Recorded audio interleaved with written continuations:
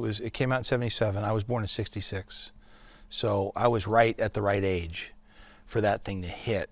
The Mandalorian, it's interesting. I mean, we all know the helmet, but the helmet is Boba Fett. And that was a big challenge in the beginning of this. And John and I went round and round like, well, how do we tell the story? And it's not Boba Fett, or is it Boba Fett? You know, and we would talk about that. And, you know, but a helmet at the end of the day is a helmet. And I've shown that helmet quite a bit on Rebels and Clone Wars. And so there are fans that get the language of it, that it's, you know, a tool, it's a piece of equipment. But to the average person, if you show them that helmet, if they say anything, they'll say it's Boba Fett. So we immediately started to draw visual, you know, differences between the two characters. Our character is much more bulked up than Boba ever was. His armor is actually quite different if you look at it. His helmet's actually different, little different traits to it.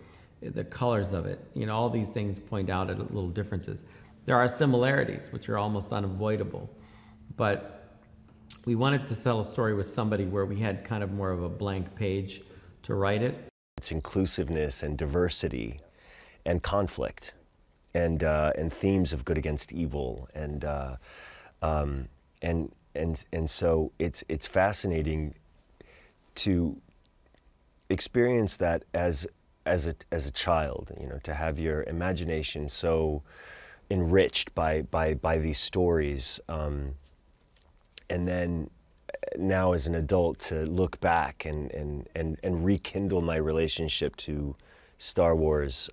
You don't take anything for granted. You better give everything that's in you. You give your best. Since there's real things on the set, we have real cameras and real people. The sets are bigger than they were on Jungle Book, but it's essentially the same formula.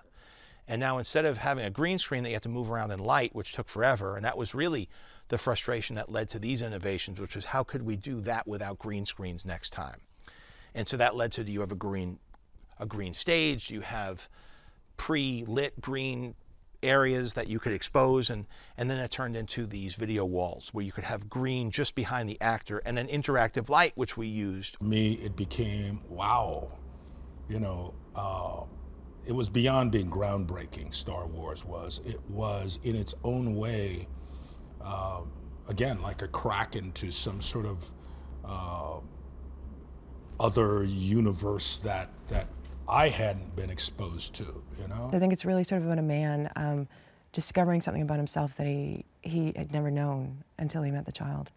New technology brings filmmaking back where it has been and where it should be. You can pick up a camera on your shoulder and do some sort of a choreography between your actors, and the parallaxes of the background will be organized.